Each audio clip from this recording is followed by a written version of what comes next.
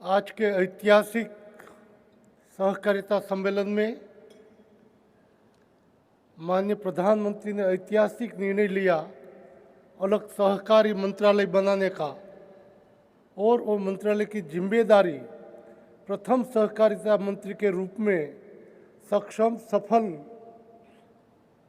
दीर्घदृष्टा और जुड़ने वाला मंत्री अमित भाई शाह को जिम्मेदारी दी।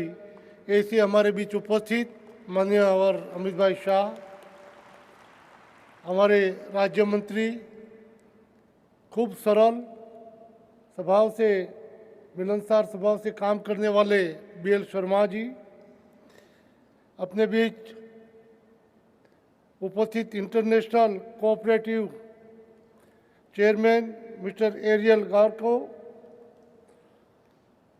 हमारे इफ्को के चेयरमैन परम आदरणीय नकाय साहब, अंतर्राष्ट्रीय अपने राष्ट्रीय कोऑपरेटिव जगत के नेता डॉक्टर चंद्रपाल जी, मैं धन्यवाद देना चाहूँगा डॉक्टर US अवस्थी जी को कि उन्होंने व्यवस्था में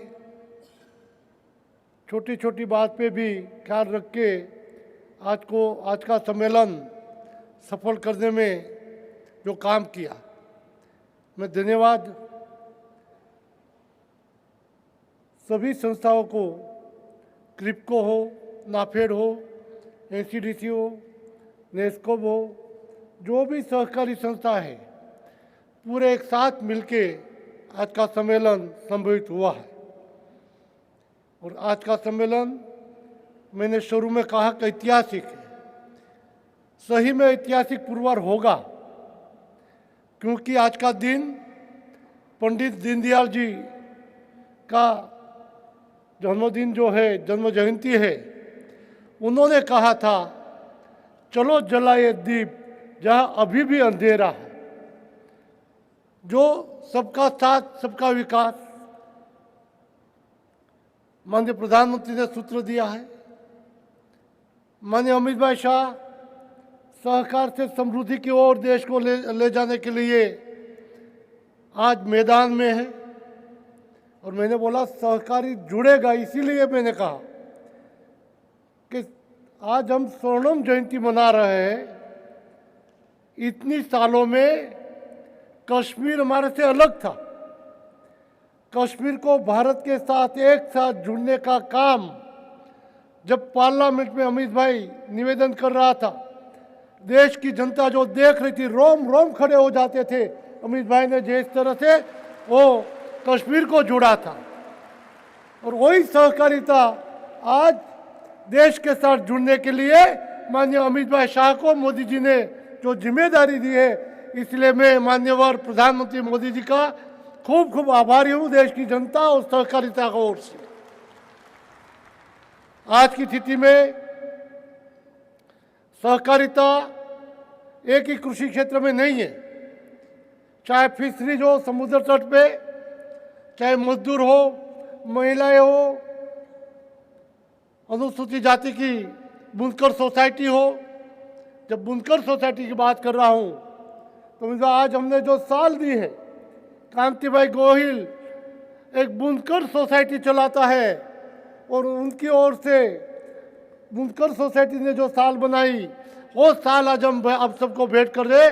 जो पंडित दीनदयाल जी ने कहा था, चलो जलाए दीप जहाँ भी अंधेरा है, एक छोटे से छोटे गांव में अपने हाथों से काम करने वाले को इस राष्ट्रीय सम्मेलन में मौका मिलता है।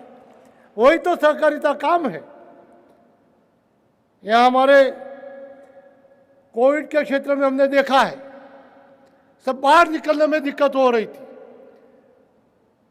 इसी टाइम में सहकारी क्षेत्र ने अपना काम किया, चाहे क्रिप्को हो, इफ्को हो, मार्केटिंग फेडरेशन हो, कोई भी, वो लोगों के बीच जाते थे, उनको किट की आवश्यकता मतलब किट देते थे। और प्रधानमंत्री के इस कोविड फंड में पूरे देश से सहकारी संस्थाओं ने अपनी अपनी कैपेसिटी के अनुसार दिया। इफ्को ने, हमने जब बात किया तो 25 करोड़ एक के साथ PM केयर फंड को में जमा करवाए। तो इस स्थिति में सहकारिता कभी पीछे नहीं पड़ती। सहकारिता हर किस्म से काम कर रही है और एनसीयूआई ने तय किया है, national cooperative union of India Bharat की सबसे बड़ी संस्था होने के नाते जो अमित भाई शाह ने सूत्र दिया है सहकारिता समृद्धि, हमने नोएडा में एक स्किल डेवलपमेंट का कार्यक्रम शुरू किया है। हर टाइम की स्किल डेवलपमेंट के लिए वहाँ ट्रेनिंग दी जाएगी।